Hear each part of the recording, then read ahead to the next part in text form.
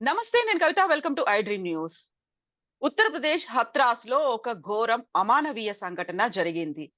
అమాయకులైనటువంటి ప్రాణాలు 120 మందికి పైగా బలయ్యారు. అక్కడ జరుగుతోందాన్ని ఎలా చూడాలి? ఒక ఆధ్యాత్మిక ప్రవచనంలా చూడాలా? లేకుంటే దైవం పేరుతో జరుగుతున్నటువంటి మూఢనమ్మకంగా చూడాలా?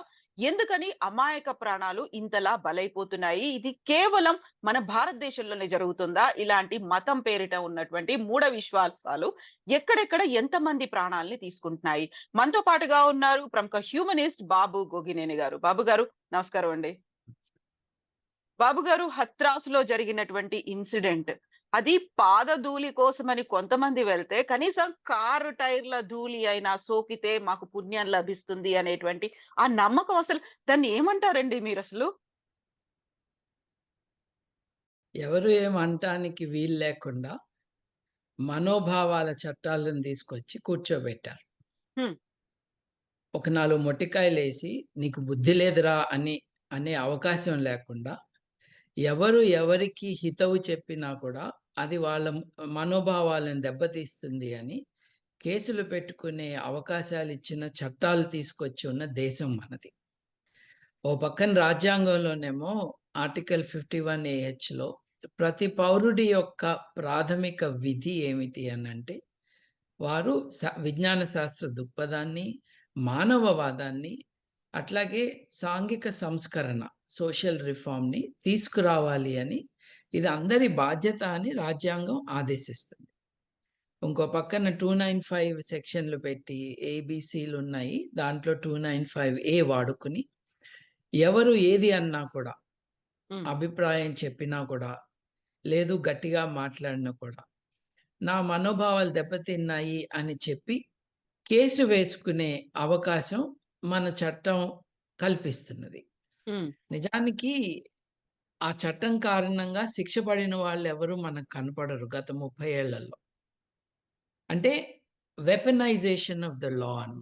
మిమ్మల్ని హ్మ్. కష్టపెట్టి, మిమ్మల్ని పోలీస్ స్టేషన్ తీసుకెళ్ళి, మీ మీరు ఈ విషయాలు నాకు దేనికి అనుకునేటట్టుగా చేసేటట్టుగా వెసులుబాటు కల్పిస్తుంది చట్టం. హ్మ్. సో, చాలామంది జంకుతున్నారు మాట్లాడటానికి. కొద్దిమందిమే మిగిలాం ఈ విషయాల గురించి మాట్లాడటానికి. పాదధూళి ఇప్పుడు ఈ భోలే బాబా అనేవాడు ఇంతకు ముందు కోవిడ్ టైంలో కోవిడ్‌కి వ్యాక్సిన్ అక్కర్లేదు అని, తనే కోవిడ్‌ని తగ్గిస్తాను అని చెప్పాడు. హ్మ్. అదే టైంలో ఉత్తర భారతదేశంలోనే తను తిన్న లడ్డు తన నోట్లోంచి ఇంకెవరి నోట్లో అయినా పెడితే వాళ్ళకి కూడా తగ్గిపోతుంది అని ప్రచారం చేశాడు ఇంకొక బాబా. అతను కోవిడ్‌కి చచ్చిపోయాడు. అతని కారణంగా చాలా మంది కూడా పోయుంటారు. మనకి లెక్కలు లేవన్. అవును. ఆ! ఇప్పుడు తమిళనాడులో మాస్ గ్యాదరింగ్‌లు పెట్టుకున్నారు కోవిడ్ టైంలో. హ్మ్. మీరందరూ మీడియాలో ముద్దుగా జగ్గి వాసుదేవ్ బాబా అని పిలుచుకుంటారు. హ్మ్. జగదీష్ వాసుదేవ్ అనే ఆయన్ని. అతను శివరాత్రి టైంలో ఒక పెద్ద స్ప్రెడర్ ఈవెంట్‌ని ఆర్గనైజ్ చేశాడు. చేసి ఆయన గిల్లుతాడు, గిచ్చుతాడు కొంతమంది సినిమా వాళ్ళని. ఆళ్ళని గూడా పిలుచుకున్నాడు. ఇప్పుడు ఈ సమంతాలు, పాటలు పాడే మంగ్లీలు వీళ్ళందరూ పోయి అక్కడ కూర్చున్నారు. అక్కడ పాటలు పాడి ఆయనతో గంతులేశారు. ఏం చెప్తుంది మనకిదంతా? హ్మ్. మనకి ఏం చెప్తుంది అనంటే, మతం పేరుతో బాబా అన్న పేరేదైనా పెట్టుకుంటేనో, ఒక ఆధ్యాత్మిక గురు అన్న పేరు గాని పెట్టుకుంటే, ఏదైనా చెల్లుతుంది ఈ దేశంలో అని. ఓ పక్కన చట్టాన్ని హితవు చెప్పే వాళ్ళకి వ్యతిరేకంగా వాడుకునే వెసులుబాటు. రెండో పక్కన అత్యున్నత స్థానంలో రాజ్యాంగబద్ధమైన పదవులు పొందిన వారి దగ్గర నుండి ఆర్డినరీ రాజకీయ నాయకుడు, లోకల్ గుండా దాకా వీళ్ళకి సపోర్ట్ ఉంది. ఇప్పుడు హత్రాస్‌లో 2.5 లక్షల మంది గ్యాదర్ అయ్యారనంటే, హ్మ్. అంటే 80,000 మందికే పర్మిషన్ ఉంది. 2.5 లక్షలు ఎందుకొచ్చారన్నది వేరే చర్చ. అవును. అసలు 2.5 లక్షల మంది ఎందుకు వెళ్లారక్కడికి? వాళ్ళు అలాగే వెళ్ళిపోయారా? హ్మ్. దాని వెనక మెకానిజం ఏంటి? ఇంతమంది జనాల్ని అక్కడికి రప్పించిన శక్తి ఏంటి? ఎవరు హ్మ్. పిలిస్తే వచ్చారు? రావటానికి ఎవరు అవకాశం కల్పించారు? ఇవి కూడా మనం చూడాలి కదండీ! అవును. మిగతా బాబాలకి, ఇతనికి కొంచెం డిఫరెన్స్ ఉంది. హ్మ్. ఇతను దళిత కుటుంబం నుంచి వచ్చినవాడు. ఇతని డెవోటీస్ చాలామంది అన్ని చోట్ల గూడా డెవోటీస్ ఆడవారు ఎక్కువగా ఉండటం మనం చూస్తాం. దళిత్ విమెన్ ఎక్కువ మంది ఉన్నారు. హ్మ్. ఈ గ్యాదరింగ్‌లో కూడా, చనిపోయిన వాళ్ళలో కూడా. ఇప్పుడు 126 చనిపోయారని ఒక వార్త వస్తున్న టైంలోనే, హ్మ్. కాదు నిజం నంబరు 200 మంది చనిపోయారు. 80 మంది ప్రభుత్వ ఆసుపత్రుల్లో ఉన్నారు. వాళ్ళలో చాలామంది క్రిటికల్ కండిషన్‌లో ఉన్నారు అని ప్యారలెల్‌గా వార్తలొస్తున్నాయి. అవును. రూఢిగా మనకు తెలిసిందేంటంటే 112 మంది దళిత ఆడవారు చనిపోయారు అని మనకి వార్తొస్తుంది. వారితో పాటు చిన్న పిల్లలు కూడా ఉన్నారు. 7 మంది చిన్న పిల్లలట. ఒక మనిషి చనిపోతేనే అయ్యో! అనుకుంటాము. ఇన్ని వందల మంది, అది కూడా అనవసరంగా. అది కూడా వారి తప్పేంటండి ఆఖరికి? హ్మ్. వారేదో ఒక విషయం నమ్మి అక్కడికి వెళ్లారు. కష్టాల్లో ఉన్నారు. మా కష్టాలు తీరుతాయి అని అక్కడికి వెళ్లారు. ఆరోగ్యం బాగోకపోతే డాక్టర్ దగ్గరికెళ్ళకుండా బాబా దగ్గరికెళ్ళే వాళ్ళకి ఎడ్యుకేషన్ ఇవ్వాల్సిన బాధ్యత ఎవరిది? అవును. అక్కడ మనం ప్రశ్న వేసుకోవాలి కదా! హ్మ్. ఇప్పుడు మోసం చేస్తూ ఉన్నారు. ఉదాహరణకి నేను ఇందాక చెప్పినట్టుగా కోవిడ్ టైంలో టీకాలు వేసుకోవద్దు, నేను తగ్గిస్తాను అని వాళ్ళకి మంత్రించిన మట్టి, లేకపోతే చూడండి పాదధూళి. అవును. అంటే మట్టిని పట్టుకొని అది నెత్తిన పోసుకోవటం. ఆహ్, మీకు తెలిసే ఉంటుంది. నాంపల్లి దగ్గర, అట్లాగే హైదరాబాద్ నాంపల్లి దగ్గర, అట్లాగే మధ్యప్రదేశ్‌లో హ్మ్. కొంతమంది బాబాలు తమ మూత్రాన్ని ఇస్తారు భక్తులకి. అవును. అది తాగుతారు వాళ్ళు. ఆ! అంటే ఒకసారి నమ్మకం అంటూ, మతపరమైన నమ్మకం అంటూ మొదలయ్యి, దాన్ని ప్రశ్నించే అవకాశం లేకుండా చేసుకుంటే, ఇంకా ఎక్కువ మంది ఆ మతస్థులు ఆ నమ్మకానికి బాధితులుగా మారతారు. ఇప్పుడు హత్రాస్‌లో జరిగింది మొదటిసారి కాదు కదండీ! ఇప్పుడు మనం చూస్తూ ఉంటాము. శబరిమలకి మేము బస్సు కట్టుకొని వెళ్తున్నాము అని సంబరంగా వెళ్తారు. పాపం వాళ్ళకి సరైన అరేంజ్‌మెంట్స్ లేని కారణంగా, ఆ బస్సు దగ్గర సేఫ్టీ మెజర్స్ ఇంప్లిమెంట్ కాని కారణంగా, హ్మ్. బస్సు లోయలో పడిపోవటం, జారిపోవటం, 40 మంది, 30 మంది చనిపోవటం అన్నది జరుగుతా ఉంది. ఇప్పుడు మతి లేని వాళ్ళు, మానసిక రోగులు కొంతమంది ఇలా చనిపోతే, కరెక్ట్ టైంలో చనిపోయారు. వాళ్ళకి హ్మ్. చాలా అదృష్టం. దేవుడి సన్నిధిలో చచ్చిపోయారు అని చెప్తారు. ఈ ఈ మాటలు మాట్లాడుతున్న సచ్చినోళ్ళు మట్టుకు అక్కడ పోయి సావరు. ఆ! ఈ దరిద్రులు ఒక చావుని, ఒక ట్రాజెడీని కూడా వారి మత నమ్మకానికి, వారి మూఢనమ్మకం కోసం వాడుకుంటున్నారు. ఈ క్రమంలో చూడండి 2008లో అనుకుంటా 250 మంది చనిపోయారండి. ఒకళ్ళు కాదు, ఇద్దరు కాదు. అవును. 250 మంది. రాజస్థాన్‌లో చాముండగర్ టెంపుల్‌లో చనిపోయారు. అయ్యో! అంతమంది చనిపోయారు. ఇది జరగకూడదు అనే ఆలోచన ఎవరికీ రాదు.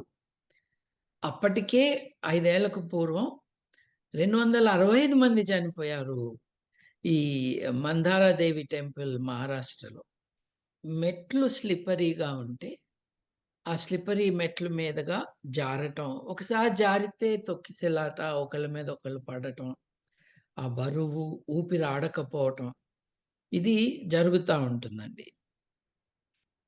మనకు తెలుసు కదా! 2013లో రతన్‌గఢ్ మధ్యప్రదేశ్‌లో ఒక 115 మంది చనిపోయారు.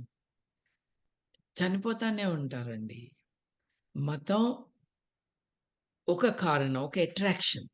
హ్మ్. కానీ కేవలం మతమే కాదండి. నేను చిన్నగా ఉన్నప్పుడు కుతుబ్ మినార్‌లో ఆ టవర్ ఎక్కుతా ఉంటే చిన్న పిల్లలు స్కూల్ హ్మ్.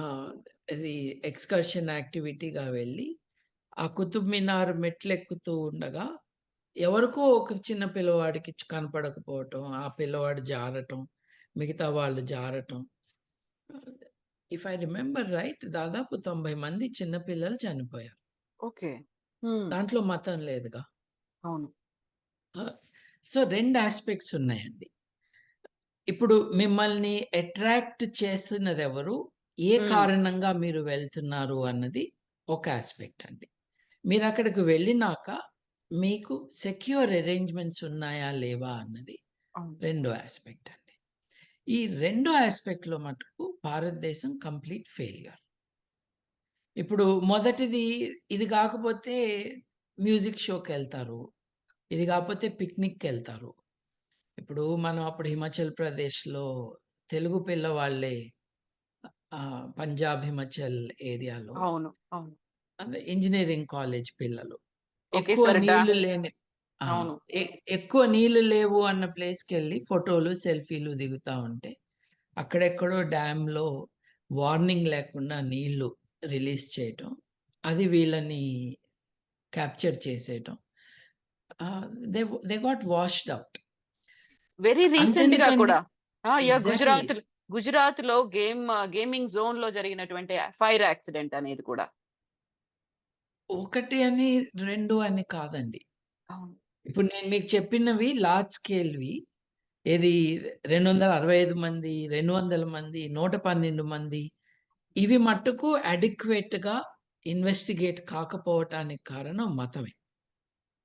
నేను చెప్పాను చూడండి. ఆ చనిపోవటం మంచిదే.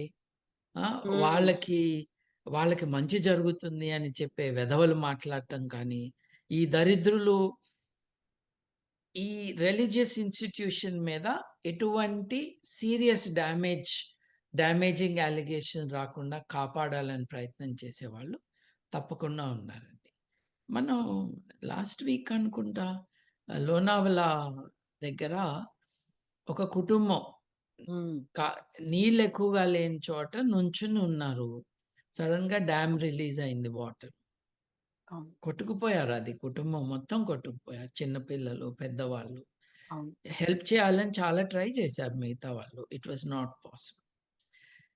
నేనండి దాదాపు 10 ఏళ్ల పాటు హ్మ్. హైదరాబాద్‌లో ఈ ఫ్రెంచ్ కల్చరల్ ఇన్‌స్టిట్యూట్‌లో వేరియస్ పొజిషన్స్ నేను నిర్వర్తించాను రెస్పాన్సిబిలిటీస్. హ్మ్. For a long time I was in charge of it's cultural activities. హ్మ్. మాకు ఫ్రాన్స్ నుంచి నాటకాలు గానీ, ఆహ్, హై క్వాలిటీ మ్యూజికల్స్ కానీ, డాన్స్ షోస్ కానీ చేయటానికి ఆర్టిస్టులు వచ్చేవారు. ఓకే. ఇది ఇండియా, ఫ్రాన్స్ కల్చరల్ ఎక్స్‌చేంజ్ ప్రోగ్రామ్‌లో భాగంగా. హ్మ్. వచ్చినప్పుడు నన్ను ఇన్‌చార్జ్‌గా చేశారు. ఆహ్, నాకేమి అనుభవం ఏం లేదు. నేనింకా కాలేజ్ పిల్లవాడినే అప్పుడు. హ్మ్. సో, మా డైరెక్టర్ నాకు ట్రైనింగ్ ఇప్పించారు. ఆయన అంటే వి ఆర్ టాకింగ్ లేట్ 1980స్, ఎర్లీ 1990స్. హ్మ్. అప్పుడు opportunity to go to a international event was limited in Hyderabad. Okay. ఒక్క రవీంద్ర భారతిలో అప్పుడు 1200 సీట్లు అనుకుంటా. ఇప్పుడు 1000 ఉన్నట్టున్నాయి. 1200 మంది అక్కడ వచ్చి చూడవచ్చు ఆ షోని. పార్టిసిపేట్ చేయొచ్చు, ఎంజాయ్ చేయవచ్చు. అంటే ఒక 1400 ఇన్విటేషన్స్ వరకు మనం ఇష్యూ చేయొచ్చు. హ్మ్. Small percentage of people don't come అని. అవును. ఎట్లా అయితే ఎయిర్‌లైన్స్‌ని ఓవర్ బుక్ చేస్తారో, అవును. ఈ హాల్‌లో ఉన్న టికెట్ల కంటే కొన్ని ఎక్కువ ఇస్తారు. హ్మ్. సో, నేను మా డైరెక్టర్ ఫ్రెడరిక్ మిషెల్ గారితో ఇన్ని టికెట్స్ ప్రింట్ చేద్దాము. బ్రిటిష్ లైబ్రరీలో ఇన్ని పెడదాము. మన దగ్గర ఇన్ని పెడదాము. జర్మన్ కల్చరల్ సెంటర్‌లో అప్పుడు మాక్స్ ముల్లర్ భవన్ అనేవాళ్ళు. అక్కడ ఇన్ని పెడదాం. సీఫిల్‌లో ఇన్ని అని ఇలా మాట్లాడుతూ ఉంటే, అది గాదు ఆలోచించాల్సింది అన్నాడు. హ్మ్. అంటే నేను ఆయనెంక చూస్తున్నాను. నాకు 19 ఏళ్లుంటాయేమో అప్పుడంతే. ఆహ్, ఆయన ఈ 1200 మంది హాల్‌లోకి ఎలా వెళ్తారు? అది మనం ఆలోచించాలి. హ్మ్. టికెట్లు ఎంతమందికి ఇస్తాము, ఎలా ఇస్తాము కాదు. అట్లాగే ఎమర్జెన్సీ వస్తే ఈ 1200 మంది 2 నిమిషాల్లో హాల్ బయటికి ఎలా వెళ్తారు? పోయి చూసి ఎగ్జిట్ రాపో. ఎగ్జిట్ ఎలా ఉంది ఎగ్జాక్ట్‌లీ. అనేది. హ్మ్. ఎగ్జాక్ట్‌లీ. నేనప్పుడు రవీంద్ర భారతికి వెళ్తే, ఇది నాకు కొత్త జ్ఞానం. హ్మ్. నాకు తెలీదిది. అంటే నాకు కొత్త. నిజానికి నాకు కొత్తనే కాదు, మన దేశంలో ఆర్గనైజర్స్‌కి కూడా ఇది కొత్తనే. నేను రవీంద్ర భారతికి వెళ్తే, అక్కడ అన్ని ఎగ్జిట్ డోర్స్ బయట ఇసుక బస్తాలున్నాయి. హ్మ్. డోర్ ఓపెన్ చేసే అవకాశం లేకుండా. సో, ఫస్ట్ అవన్నీ ఓపెన్ చేయించి, ఫ్రీ యాక్సెస్ పెట్టించి, నాకొక 15 మంది వాలంటీర్స్ టీమ్ ఉండేది. నేనేం నేర్చుకున్నానో వాళ్ళకి ట్రైనింగ్ ఇచ్చాను. మా director actually he is a teacher hmm. In this position.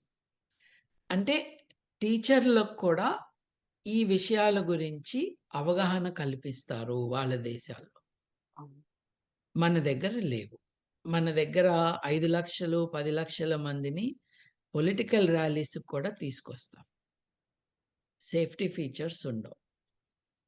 నేను చిన్నప్పుడు స్కౌట్స్‌లో ఉన్నప్పుడు మాకు ఇండిపెండెన్స్ డే సెలబ్రేషన్ అని, రిపబ్లిక్ డే సెలబ్రేషన్ అని, ఈ చిన్న హ్మ్. పిల్లలందరిని మా అందరికీ కూడా క్రౌడొస్తే మీరెలా హ్యాండిల్ చేయాలి అని మాకొక ఈలెయటం నేర్పించి, ఒక టోపీ పెట్టించి, ఒక రెస్పాన్సిబిలిటీ ఇచ్చేవాళ్ళు. హ్మ్. హ్మ్. స్కూలు పిల్లలకి 40 ఏళ్ల క్రితం రెస్పాన్సిబిలిటీస్ ఇచ్చారే, ఈరోజు ఎందుకు లేవు అట్లాంటియి? ఒక 2,00,000 మందో, 2,50,000 మందో చోటకొస్తే, hmm. What are the emergency exit plans అని అడగాలి. దానికి ఆ వెసులుబాటు కల్పించాలి. ఇప్పుడిక్కడ ఈ క్రష్ ఆఫ్ పీపుల్ ఎందుకు జరిగిందంటే, ఈ 2,50,000 మందికి ఒకటే ఎగ్జిట్ పాయింట్ ఉంది. ఆ ఎగ్జిట్ పాయింట్ నుండే అతని పాదధూళిని సేకరించటం, లేకపోతే అతని కారు వెళ్ళిన టైరు తిరిగిన ఆ భూమిని వాళ్ళు తీసుకొని, ఆ మట్టిని తీసుకొని ఇంటికి తీసుకువెళ్ళాలి. నీళ్ళలో కలుపుకొని తాగుతారు. నెత్తిన వేసుకుంటారు. It's a combination of things అండి. అవును. It's a combination of strange, backward, extraordinarily stupid beliefs, all masked as religion. హ్మ్. ఎవరు ప్రశ్నించడానికి వీలు లేకుండా. దీన్నించి ఎక్స్‌ప్లాయిట్ చేసే ఒక సిస్టమ్. హ్మ్. ఈ వచ్చిన వాళ్ళందరి దగ్గర నుంచి డబ్బులు తీసుకునే వ్యవస్థ. ఆ రోజుకి ఆ రోజే తీసుకోవాలని లేదు. ఒకసారి వాళ్ళ జీవితాలు వాళ్ళు వీళ్ళ కాళ్ళ దగ్గర పణంగా పెట్టేసినాక, ఇవాళ గాకపోతే రేపు వాళ్ళ నుంచి డబ్బులు వసూలు జేసుకుంటారు. మళ్ళీ లైంగికంగా వేధించటం అన్నది అవును. ఆడవారికి, అందరికీ కాకపోయినా చాలా మందికి జరుగుతా ఉంటుంది. వల్నరబుల్ పీపుల్‌ని ఎక్స్‌ప్లాయిట్ చేయటం అన్నది జరుగుతా ఉంటుందండి. దానికి తోడు ఈ అన్నిటి కారణంగా జనాలక్కడున్నారు. అవును. దానికి తోడు పూర్ ఆర్గనైజేషనల్ స్కిల్స్. మేము కంట్రీ క్లబ్‌లో 6,000 మందికో, 7,000 మందికో ఒక కాన్సర్ట్, రాక్ హ్మ్. కాన్సర్ట్ అరేంజ్ చేసామండి. విత్ ఫ్రెంచ్ విజిటర్స్ అండ్ హ్మ్. లోకల్‌గా కొంతమంది ఆర్టిస్ట్స్. ఆ విజిటింగ్ ఆర్టిస్ట్స్, లోకల్ ఆర్టిస్ట్స్. ఈ 7,000 మందికి హ్మ్. మేము కనీసంలో కనీసం 70 మంది వాలంటీర్స్‌ని పెట్టామండి. అంటే అన్నేళ్ల క్రితం కాబట్టి I can't tell you an exact number. కానీ మా స్టూడెంట్స్ గాని, నా రెగ్యులర్ వాలంటీర్స్ కానీ దాదాపు 70 మంది ఉన్నారండి. హ్మ్. వాళ్ళందరితో డ్రై రొటీన్ డ్రిల్ అన్నమాట. ఇటు నుంచొస్తే ఏం చేస్తాం? ఇటు నుంచొస్తే ఏం చేస్తామని మేము untrained people with a practical approach to things. ఇంతమందొస్తే మనం ఎలా హ్యాండిల్ చేయాలి? హ్మ్. ఏంటండి 7,000 మందొస్తే మాకు 70 మంది వాలంటీర్లుంటే 80,000 మందిని వాళ్ళు షెడ్యూల్ చేసుకున్నారు. వాళ్ళ అరేంజ్‌మెంట్స్. దానికి పోలీసులు 40 మందండి. ఆ! 2,50,000 మందికి ఇంకెంతమంది ఉండుండాల్సింది. ఆ పోలీసులు కూడా వీఐపీ సెక్యూరిటీ కోసం వచ్చిన వాళ్ళే అధికంగా ఉంటారందులో. ఇప్పుడు ఈ మధ్య మనం చూసిన న్యూస్ ఏంటంటే, ఒక ముఖ్యమంత్రి గారికి 990 మంది సెక్యూరిటీ ఉన్నారు అని. ఒక్క మనిషికి. 2.5 లక్షల మందికి ఎంతున్నారండి? 40 మంది. అది గూడా మీరన్నట్టుగా అటువంటి పోలీసులు. ఇట్స్ అన్ ఇంపాసిబుల్ సిట్యుయేషన్ అండి. క్రౌడ్ మేనేజ్‌మెంట్ విషయంలో నేను ఇదే కొంచెం బాధతో but I was also looking at details. Hmm. Details చూస్తేనండి డాక్టర్ ప్రదీప్ కుమార్ అని ఒక ప్రొఫెసర్ గారున్నారు. వారెక్కడ ప్రొఫెసర్ అంటే professor of geology at university of Kerala. Hmm. వారు ఒక రీసెర్చ్ పేపర్ పబ్లిష్ చేశారు. Hmm. Human tragedies during religious festivals yeah! And explorative review of mass gathering emergencies in India. Hmm. కేవలం న్యూస్ పేపర్ రిపోర్ట్సే కాదు. ఈ ట్రాజెడీస్‌ని ఒక సైంటిఫిక్, సోషియోలాజికల్, ఆంథ్రోపోలాజికల్ వ్యూ పాయింట్‌తో స్టడీ చేస్తున్నారు. హ్మ్. వాళ్ళ కన్క్లూజన్ ఏంటంటే, నేషనల్ డిజాస్టర్ రెస్పాన్స్ టీమ్స్ ఏవైతే ఉన్నాయో, వాళ్ళు సరిగ్గా ఏం పని చేయట్లేదని. ఇప్పుడు ఎన్‌సీసీ క్యాడెలు, లేకపోతే స్కౌట్సు, లేకపోతే ఇప్పుడు ఎంతోమంది మనకి ఇన్ఫార్మల్ పోలీసులున్నారు కదండీ! అవును. వాళ్ళందరిని డిప్లాయ్ చేయాలి గదా! లార్జ్ స్కేల్ క్రౌడ్స్‌ని ఎట్లా హ్యాండిల్ చేయాలని. అది జరగలేదండి. మీరు బిగినింగ్‌లో నన్ను ఇది భారతదేశంలోనేనా అని అడిగారు. ఎగ్జాక్ట్‌లీ బాబు ఇంత గారు. ఇప్పుడు పెద్ద ట్రాజెడీ ఆ! భారతదేశంలోనే. కానీ హ్మ్. చూడండి క్రౌడ్‌కి కరెక్ట్ ఫెసిలిటీస్ లేని కారణంగా హ్మ్. మొన్ననే గదా! ఈద్ జరిగింది సౌదీ అరేబియాలో. 51 డిగ్రీల సెంటీగ్రేడు 500 మంది నుంచి 1000 మంది మధ్యలో చనిపోయారు. అవును. తొక్కిసలాట కాదండి. కేవలం నీరు లేక, వారికి ప్రాపర్ ఫెసిలిటీసు, షెల్టరు, షేడు లేని కారణంగా అంతమంది చనిపోయారు. హ్మ్. బాబు గారు, ఇప్పుడు మీరు, నేను ఇలా మాట్లాడుకుంటున్నామంటే కేవలం భారతదేశంలో జరిగిన వాటి గురించి, అందులో కేవలం హిందూ మతానికి సంబంధించి జరుగుతున్నటువంటి కార్యక్రమాల మీదనే మాట్లాడుకుంటున్నారు అనేటువంటి కామెంట్ కంపల్సరీగా వస్తుంది. ఓవరాల్‌గా ఇలాంటి ఇన్సిడెంట్స్ ఇంకెక్కడా జరగలేదా? ఏ మతంలోనూ ఇంకేది జరగలేదా? అనే ఒక క్వెషన్ ఉంటుంది కదా! ఉండుండొచ్చు. అది వాళ్ళు వెతుక్కోవాలి. హ్మ్. ఇప్పుడు ఈ మానసిక రోగులకి నేను సమాధానం చెప్పే ఉద్దేశ్యం నాకు లేదు. హ్మ్. ఇప్పుడు ఇక ఇది ఈ వికృత మనస్తత్వం గూడా ఒకసారి మనం దగ్గరగా చూడాలండి. హిందువుల పండగల్లో జరుగుతున్న ట్రాజెడీల గురించి మాట్లాడుతున్నారు. ఏం మాట్లాడుతున్నారు ఈ మాటలు చెప్పిన వాళ్ళు? ఇలా జరగకుండా చూసుకోవాలి. దీనికి క్రౌడ్ మేనేజ్‌మెంట్ ఉండాలి. మీరు మోసపోవద్దు, నష్టపోవద్దు అని చెప్తున్నారు. ఈ చెప్తున్నప్పుడు నా మంచి కోరి ఎవరో చెప్తూ ఉంటే, "నువ్వు హ్మ్. వాళ్ళ గురించి ఎందుకు మాట్లాడలేదు? వీళ్ళ గురించి ఎందుకు మాట్లాడలేదు?" అని అడిగిన వాళ్ళకి మనం సమాధానం చెప్పాల్సిన అవసరం ఉందా?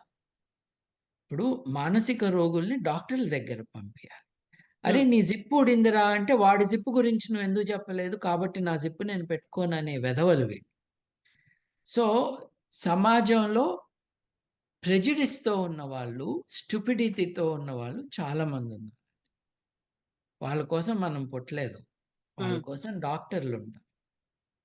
ఇప్పుడు భారతదేశం విషయానికొస్తే జరుగుతుంది హిందువుల ఫెస్టివల్స్‌లోనే. ఎందుకంటే, ఆ లెవెల్‌లో మాస్ గ్యాదరింగ్స్ అన్నవి వేరే మతాల వాళ్ళకి లేవు. ఇప్పుడు కుంభమేళా ఉందండి. కుంభమేళాకి కొన్ని కోట్ల మంది వస్తారు. రిలేటివ్‌లీ చాలా పీస్‌ఫుల్‌గా జరుగుతుంది కుంభమేళా. హ్మ్. అంటే అన్ని కోట్ల మంది వచ్చినా కూడా జరుగుతుంది రిలేటివ్‌లీ పీస్‌ఫుల్‌గా అన్నది వాస్తవం అండి. కానీ కుంభమేళా టైంలో కూడా 100 మంది, 50 మంది బ్రిడ్జిల మీద చనిపోవటం జరుగుతుంది. ఇప్పుడు అరే! మన వాళ్ళు చనిపోకుండా వీళ్ళేదో అడ్వైస్ ఇస్తున్నారు హ్మ్. అని ఆలోచించాలి గదా! నిజంగా హిందూ మతం మీద ఒక ప్రేమ, లేదు నేను హిందువుని, హిందువులందరూ నా వాళ్ళు, మనుషులందరూ నా వాళ్ళు అనుకోవాలి. సరే హిందువులందరూ నా వాళ్ళు అనుకుంటున్న వాళ్ళు, మన హిందువులకి ఏమీ జరగకుండా ఉండాలని ఈళ్ళు చెప్తున్నారు కదా! హ్మ్. విందాము వీళ్ళ మాట అని అనుకోనప్పుడు వాళ్ళు మానసిక రోగులు. మీరే చెప్పండి, ముస్లింల గ్యాదరింగ్స్ కానీ, క్రిస్టియన్ గ్యాదరింగ్స్ కానీ ఎక్కువగానే ఉంటాయి. ముఖ్యంగా క్రిస్టియన్ గ్యాదరింగ్స్ ఎక్కువగానే ఉంటాయి. ఎందుకంటే వాళ్ళు కూడా ప్రేయర్ ఆయిల్ మీటింగులు, హ్మ్. లేకపోతే మిరకిల్ హీలింగులు చేయటానికి తీసుకొస్తారు. అక్కడ కూడా 1, 2 సార్లు మనం చూస్తాం దేర్ ఆర్ ప్రాబ్లమ్స్ అని. కానీ నేను మీకిందాక లిస్ట్ చెప్పాను చూడండి. 112 మంది, 265 మంది, 200 మంది, 36 మంది, లేకపోతే 50 మంది. ఇది ఆ లెవెల్‌లో వేరే రిలిజియస్ గ్యాదరింగ్స్‌లో జరగట్లేదు. హ్మ్. జరుగుతుంటే అది గూడా చెప్పాలి. చెప్పటమే కాదు, అది ఆపాలి అలా జరగకుండా. హ్మ్. అది ఆ మతస్థులే చేయాలనేం లేదు. సాటి మనుషులు దెబ్బతింటుంటే ఏ రకంగా స్పందించాలి అన్నది మనుషులకి చెప్పాల్సిన అవసరం ఉండదు. ఇట్లా స్పందిస్తున్న వాళ్ళు మనుషులు కాదు. హ్మ్. మా మతం, మా మతం చెప్తారా? నీ మతంకే చెప్తారా నేను? అయితే ఏంటిప్పుడు? దూషించానా? తిట్టానా? హేళన చేశానా? నష్టపోవద్దు అని చెప్తున్నా. నా మాత్రం బుద్ధి లేదు నీకు? మంచి కోసం చెప్తున్న వాడితో దెబ్బలాడుతూ, నువ్వు చెడుని గూడా ఆపకపోతే, అసలు నిన్ను జైల్‌లో పెట్టాలి. మంచిని ఆపుతున్నవాడిని. ఇది హేట్ మాంగరింగ్ అంట. హ్మ్. ఈ విద్వేషాన్ని ఎక్కువ చేసి, దాన్నించి రాజకీయ ప్రయోజనాలు పొందటానికి చేస్తున్న ప్రయత్నాలివి. We need not take them more seriously than mental illness needs to be taken seriously. హ్మ్. అండ్ డాక్టర్‌లే ఇది చూడాల్సింది. సో, ఇంత పెద్ద ఎత్తున జరుగుతోంది. అది ఏళ్ల ఏళ్ల తరబడి కొనసాగుతూనే ఉంది. కేవలం మతం కోసం, మతం కోణం అనేది చూడకుండా మూఢనమ్మకాలు ఇప్పుడు ఏదైతే మట్టి కోసం అనేది ఎదురు చూసి, ఆ పాద ధూళి కావాలి, అట్‌లీస్ట్ టైర్స్ ధూళి అయినా కావాలి అని అలా చూస్తున్నప్పుడు అక్కడ ఎడ్యుకేట్ చేయాల్సిన అవసరం ఉంది కదా! ఇప్పుడు మనం ఏదో ఒక పార్టీకి సంబంధం ఉందో, లేకుంటే ఏదో ఒక వర్గానికి సంబంధించిందో అని కాదిది. అందరిని ఎడ్యుకేట్ చేయాల్సినటువంటి అవసరం ఉంది. ఒక అక్కడున్నటువంటి ప్రీచర్ ఏదైనా ఒక మీటింగ్ పెట్టాడు అంటే, ఆబ్వియస్‌గా పొలిటీషియన్స్ వెళ్ళడం, లేకుంటే అక్కడున్నటువంటి ఎమ్మెల్యే, ఎంపీ వెళ్ళడం అనేది కూడా చాలా ఎక్కువగా కనిపిస్తోంది. వాళ్ళు పెట్టిన దానికి మేము వెళ్ళకపోతే ఆ వర్గమంతా మాకు దూరమైపోతుందేమో అనేటువంటి ఈ రకమైనటువంటి ఆలోచన ఈ మధ్య కాలంలో ఇంకా ఎక్కువ కనిపిస్తోంది. ఎవరిని ఎడ్యుకేట్ చేయాల్సిన అవసరం ఉందంటారు మీరు? మీరిప్పుడు చెప్పిన వాళ్ళందరినీ చేయాలండి. ఆ! ప్రభుత్వోద్యోగుల దగ్గర నుండి టీచర్ల దాకా. Elected officials at the lowest level of the hierarchy నుండి ప్రధానమంత్రుల దాకా హ్మ్. అందరినీ కూడా మూఢనమ్మకాలని మీరు ప్రచారం చేయకూడదు. దానివల్ల నష్టం సమాజానికి జరుగుతది. మీకు జరుగుతది. హ్మ్. ప్రజాస్వామ్యానికి కూడా నష్టం జరుగుతది అని చెప్పగలిగిన వాళ్ళు తక్కువైపోతున్నారు. ఇప్పుడు మీరు అన్నారు కదండీ పాదధూళి అని. నేనో హ్మ్. ప్రశ్న వేస్తా. హ్మ్. ఇప్పుడు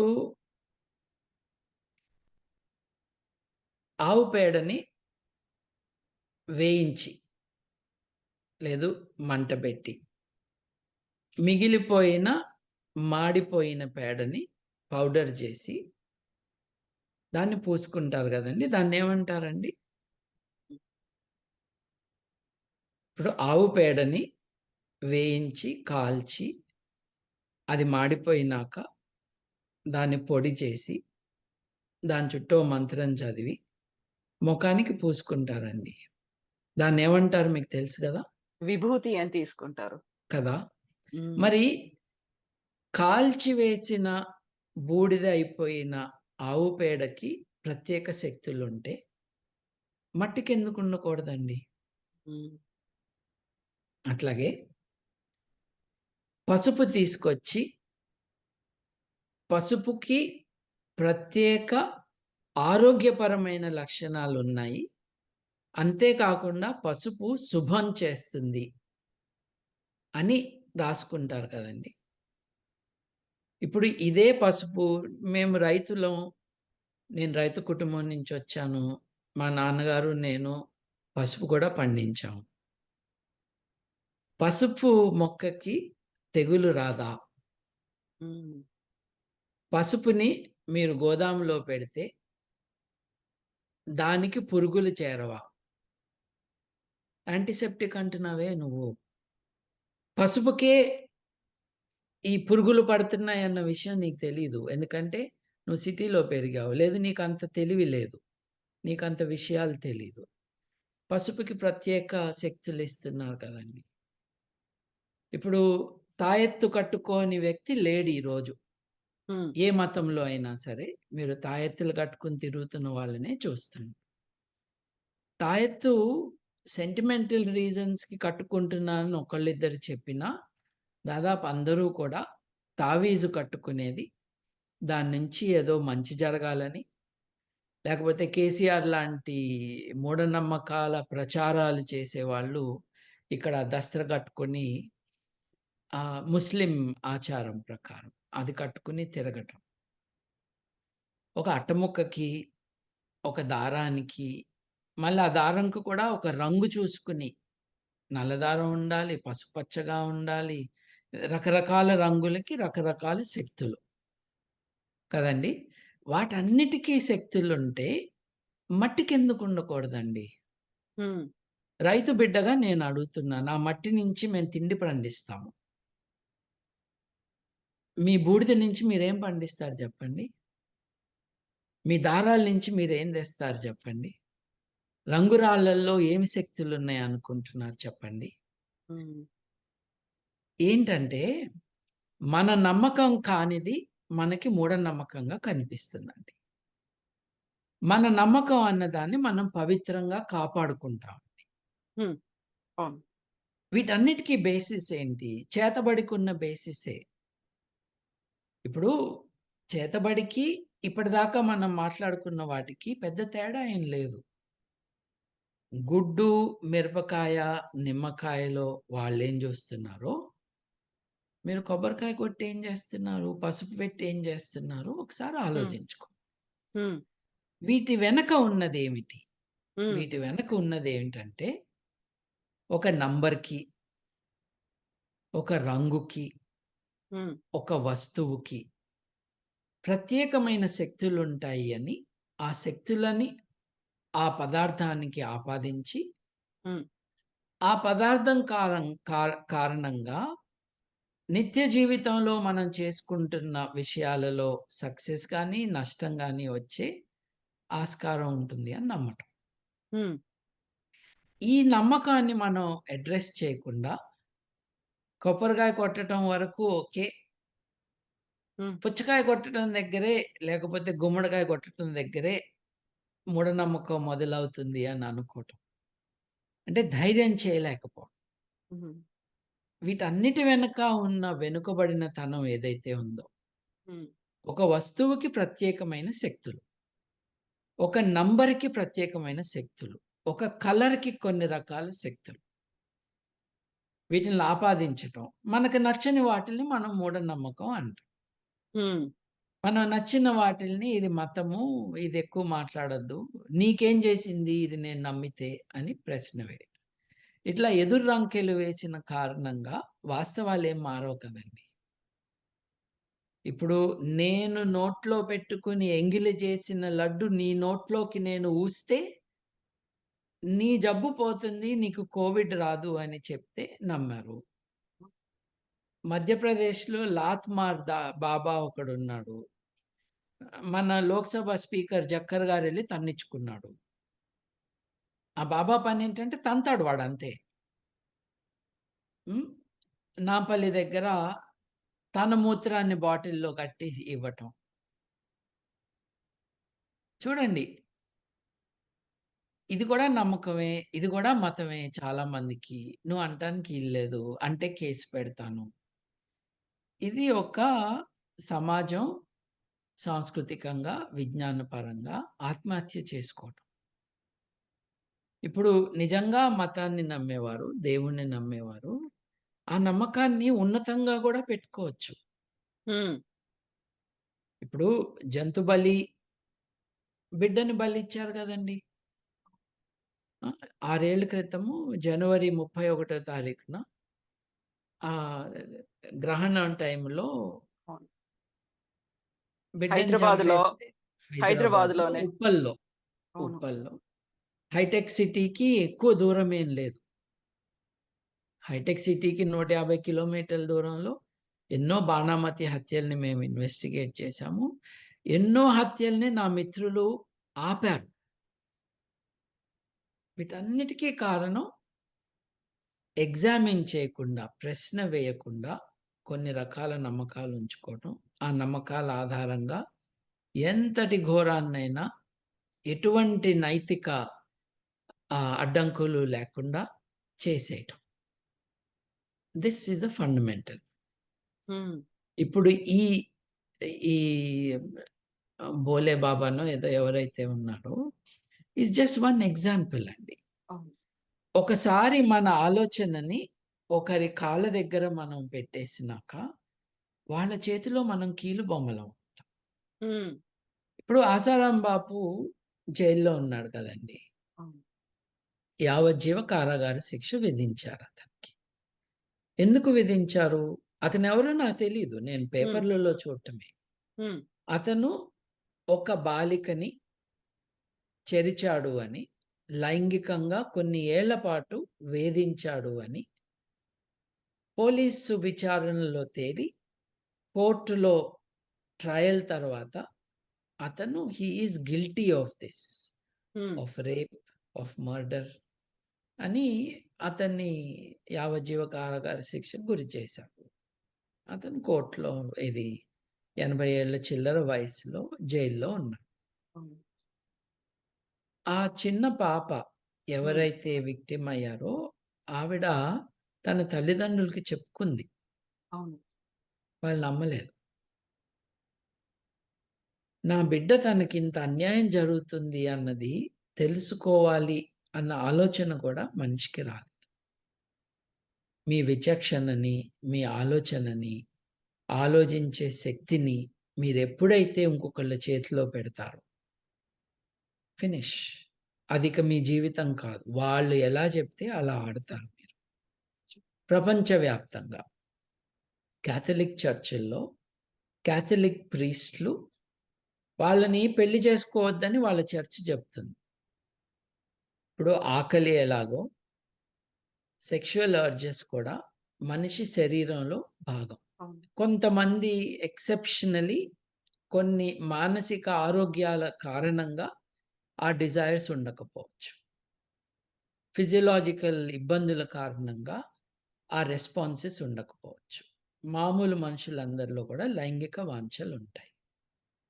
వారిని నువ్వు పెళ్లి చేసుకోవద్దు అని కట్టడి చేసినప్పుడు విపరీతమైన మీన్స్‌లో అవి ఎక్స్‌ప్రెస్ అవుతాయి. ఇప్పుడు కాథలిక్ చర్చుల్లో ఉన్న ప్రీస్టుల్లో చాలామంది ఒకళ్ళు, ఇద్దరు కాదండి. చాలామంది వందల్లో. ఫ్రాన్స్‌లో అయితే వేలల్లో అని ఒక కమిషన్ తేల్చింది. చిన్న పిల్లల్ని అంటే 16 ఏళ్ళు నిండని పిల్లల్ని, 18 ఏళ్ళు నిండని పిల్లల్ని. 16, 18 ఎందుకు అంటున్నానంటే ఏజ్ ఆఫ్ సెక్షువల్ కంటెంట్ దేశం బట్టి మారుతుంది. హ్మ్. కొన్ని దేశాల్లో 16 ఏళ్ళు, కొన్ని దేశాల్లో 18 ఏళ్ళు. అంటే లైంగిక ఎక్స్‌పీరియన్స్‌ని ఇంకొకరితో పొందటానికి కన్సెంట్ ఇవ్వటానికి అవకాశం లేని వయస్సది. సో, ఆ అమ్మాయి ఒప్పుకుంది 12 ఏళ్ల పాప అయితే ఏమైంది? ఒప్పుకుంది గదా! అని అనటానికి వీల్లేదు. అట్లా మగ పిల్లలని వేధించిన మగ ప్రీస్టులు, ఆడపిల్లల్ని వేధించిన మగ ప్రీస్టులు, వారి విక్టిమ్సు కొన్ని లక్షల మంది ఉండటం అన్నది ప్రభుత్వాలు ఇన్వెస్టిగేట్ చేసి తేల్చినాయి. కాథలిక్ చర్చ్ విషయాలు మేమే ఇందాక మీరన్నారు చూడండి, హిందువుల గురించే చెప్తారా మీరు అని అవును. అడిగే అవును. వాళ్ళకి సమాచారం ఏంటంటే, వాటికన్ వ్యవహారాల్ని యునైటెడ్ నేషన్స్‌లో బయటపెట్టిన అంతర్జాతీయ మానవవాద, నైతికవాద సంఘానికి అది జరుగుతున్న కాలంలో నేను సంచాలకుడిని. నేను డైరెక్టర్‌ని. మా టీమ్ వారు చేశారు. నా సపోర్ట్‌తో. అది అంతర్జాతీయంగా బయట పెట్టడం కేవలం మేం చేసామని కాదు. ఆ ఫోరమ్‌లో మేం చేసాం. అవును. కోర్టులకు వెళ్లారు. కాంపెన్సేషన్స్ తీసుకున్నారు. చాలామంది జడ్జిలు, చాలామంది కార్డినల్ లెవెల్‌లో వాళ్ళని జైలుకి పంపించారు. ఎలా హ్మ్. జరిగిందండి? ఎలా జరిగిందంటే, ఒకళ్ళని ఇంత నమ్మేసేసరికి హ్మ్. వాళ్ళేం చేసినా చెల్లిపోయింది. ఇది 18 ఏళ్ళు నిండంగానే మెచ్యూరిటీ వస్తదని అనుకోకూడదు. 30, 40 ఏళ్ల వయసులో ఉన్న ఆడవారిని కూడా లైంగికంగా వేధించారు, హింసించారు అన్నవి మనం వార్తలు వింటూనే ఉంటాం. తెలుగు రాష్ట్రాల్లో ఇట్లాంటి కేసెస్ మనకు తెలుసు. ఈ జ్యోతిష్యులు స్కౌండ్రల్స్ కొంతమంది భగోళ పూజలని చేయటం మొదలుపెట్టారు. భగోళ పూజలంటే ఏంటండి? ఆడవాళ్ళు యాంకర్‌లుగా కూర్చోబెట్టుకొని భగోళ పూజల గురించి చెబుతారు ఈ ఒళ్ళు బలిసిన జ్యోతిష్యులు. భగోళ పూజలంటే నగ్నంగా ఆడవాళ్ళని కూర్చోబెట్టి వారి జననాంగాలకి కూడా పూజ చేస్తారు. ఈ యాంకర్‌లు చేయించుకుంటున్నారా ఈళ్ళతో? నగ్నంగా కూర్చొని తమ జననాంగాలకి ఈ ఒళ్ళు బలిసిన జ్యోతిష్యులతో పూజలు చేయించుకుంటున్నారా? వీళ్ళక్కడ కూర్చొని ప్రచారం చేస్తున్నారు.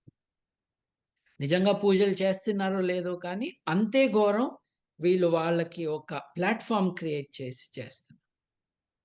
చూడండి ఎంత దారుణమైన పనులు ఎటువంటి వారి కోఆపరేషన్‌తో స్ప్రెడ్ అవుతున్నాయో. సో, దాన్ని పూజ అనంగానే, హ్మ్. దానికి దేవునితో సంబంధం అనంగానే ప్రశ్నలు వేయటం ఆపివేస్తున్నాం. అవును. ఇది మతం విషయం కాదండి. ఇది మానవ హక్కుల విషయం. ఈ తేడా గమనించటానికి పరిణతి చెందిన సమాజం కావాలి. దానికోసమే మనం కష్టపడుతున్నది. పరిణతి రావాలి సమాజం. ఏది మతం, ఏది నమ్మకం, ఏది ఆధ్యాత్మికం, ఏది మనల్ని వాటి పేరుతో చేస్తున్న మోసం, ఏది సైన్స్, ఏది మానవ హక్కుల ఉల్లంఘన. ఈ విచక్షణ పొందిన రోజు వీటి మీద నమ్మకాలున్న వాళ్ళు అంత మోతాదులో బాధితులుగా మారు. That is the fundamental problem in our society. మతంతో కాదు ఇక్కడ సంబంధం. హ్మ్. ఆలోచన విధానం పరిణతి చెందని కారణంగా ఏది చెబితే అది నమ్మేవారు ఉండటం కారణంగా ఇలా జరుగుతుందండి. ఇవాళ కోట్ల కోట్ల రూపాయలు గడిస్తున్న జ్యోతిష్యులు, వాస్తు అన్న అబద్ధం పేరుతో వ్యాపారాలు చేసుకుంటున్న చదువు రాని, ఆర్కిటెక్చర్ తెలియని మనుషులు, కులాల పరంగానే భూమిని డిస్ట్రిబ్యూట్ చేస్తూ ఉన్నవారు. మీకు తెలుసా అండి? వాస్తులో దళితులకొక వాస్తుంటుంది. క్షత్రియులకొక వాస్తుంటుంది. కోమట్లకొక వాస్తుంటుంది. బ్రాహ్మణులకు ఇంకొక వాస్తుంటుంది. సువర్ణ భూమి ఏ కులానికి చెందుతదో మీరే చెప్పాలి. అట్లాగే రాక్షస భూమి ఏ కులానికి చెందుతదో ఈ విజ్ఞులందరూ ఆలోచించుకోవాలి. కారంగా ఉన్న భూమి ఎవరికి చెందుతుంది? తీపిగా ఉన్న అరే! ఈ దరిద్రులు మట్టిని గూడా నోట్లో పెట్టుకొని రుచులు చూస్తున్నారా? తియ్యగా ఉన్న భూమి, కారంగా ఉన్న భూమి కారంగా ఉంటదా? ఇవి చిన్న పిల్లలు గూడా పసిగట్టగలరు దీంట్లో ఉన్న నాన్‌సెన్స్. కానీ లెంపలేసుకో, అట్లా మాట్లాడకూడదు, తప్పు, అట్లాంటి ప్రశ్న వేయకూడదు అని పిల్లల్ని మనం బ్రెయిన్ వాష్ చేసిన కారణంగా పాపం ఈ బిడ్డలు పెద్దయ్యాక దీన్ని నమ్మటం కంటిన్యూ చేస్తారు.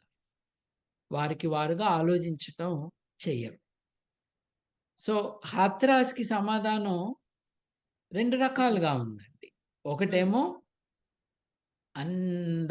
అందరూ లక్షల్లో జనాలు అక్కడికి చేరటం అన్నది ఆశ్చర్యకరం. It's not desirable. Because the reasons for going there are not sensible reasons. ఒక మనిషిని చూస్తే మంచి జరుగుతది. ఒక మనిషిని ముట్టుకుంటే నా జీవితం బాగుపడుతుంది. ఓ మనిషి నా ఎంక చూస్తే ఒక ప్రత్యేక శక్తి నా వైపుకొస్తుంది. లేదు ఒక మనిషి నా ఎంక చూస్తే అది చెడు కన్ను కాబట్టి, ఆ చెడు చూపు కారణంగా నాకు దిష్టి తగులుతుంది. హ్మ్. అని అనుకోవటం అన్నవి చాలా disgraceful, backward reasons for going to see someone. ఇప్పుడు ఆయన ప్రవచనంలో మంచిగా ఎలా ఉండాలో చెప్తున్నాడు అనంటే, హ్మ్. దాంతో నేను ఏకీభవించకపోయినా, ఆ పర్పస్ కోసం వెళ్తున్నారు కాబట్టి I will say it's interesting. దాని గురించి కామెంట్ చేయాల్సిన అవసరం లేదెక్కువ. అది ఒకటైతే. రెండోది ప్రాక్టికల్ క్రౌడ్ మేనేజ్‌మెంట్ టెక్నిక్స్. నేను మీతో అన్నట్టుగా మాకు స్కౌట్స్‌లో ఉన్నప్పుడు మా స్కౌట్స్ టీచర్స్ నేర్పించింది గానీ, హ్మ్. ఎన్‌సీసీ క్యాడేలందరికీ వాళ్ళ ట్రైనింగ్‌లో నేర్పించేది కానీ, పోలీసులకి నేర్పించేది కానీ, ఇవన్నీ కూడా ప్రాక్టికల్‌గా ఇంప్లిమెంట్ కాకపోవు. ఒక డిజాస్టర్ రిలీఫ్ ఫోర్స్‌నే క్రియేట్ చేశారే! హ్మ్. అట్లాంటిది ఈ కుమార్ గారి పేపర్‌నన్నా ఆధారం చేసుకొని, large scale emergencies in religious gathering అన్నది మనం చూస్తున్నాం కాబట్టి, గైడ్‌లైన్స్ ఇష్యూ చేయటం, వాటిని ఇంప్లిమెంట్ చేపియటం. అది చేస్తే పోలీస్ వ్యవస్థ కూడా will save so much of so many people's lives. జరగట్లేదుగా. మీరు టెంపుల్స్‌కి వెళ్తారు. అక్కడ పోలీసులుంటారండి నామ్‌కే వాస్తే. హ్మ్. వాళ్ళేం చేస్తూ ఉండరు కదా! క్రౌడ్‌ని కంట్రోల్ చేయటం. కనీసం సినిమా హాల్‌లో టికెట్లు కొనటానికి లైన్ కడితే దాన్ని రెగ్యులేట్ చేయటానికి జనాలుండేవాళ్ళు. ఆ మాత్రం కంట్రోల్ కూడా లేదు కదండీ వాళ్ళకి. ఎందుకు లేదంటే, హ్మ్. మీరు బాధ్యతలన్నీ దేవుడి మీద పెట్టేశారు. ఓ మంత్రానికి అప్పజెప్పారు. మంచి చేయటానికి, ఒక పని జరగటానికి మీరు బాధ్యత తీసుకోవట్ల. మీరు ఈ బాధ్యతని ఇంకొకళ్ళకి అప్పజెప్పారు. అప్పుడు ఇట్లాగే జరుగుతుంది. యెస్ బాబు గారు. మనలో చాలా మార్పు రావాల్సినటువంటి అవసరం ఉంది. మతంలో కూడా మార్పు రావాల్సినటువంటి అవసరం ఉంది. ఆలోచనల్లో మార్పు రావాల్సినటువంటి అవసరం ఉంది. థాంక్ యూ సో మచ్ అండి. ఇలాంటి ఇన్సిడెంట్స్ ప్రతిసారి అనుకుంటాం మనం ఇంకోసారి జరగకూడదు అని. బట్ ఇంకోసారి జరగకుండా మనం ఇప్పుడు ఎలా మారాము? ఎలాంటి చర్యలు తీసుకున్నాము అనే దాని మీద ఫోకస్ పెట్టాల్సిన అవసరం అయితే ఉంటుంది. Thank you so yes. Much అండి. Thank you thank so you much. అండి.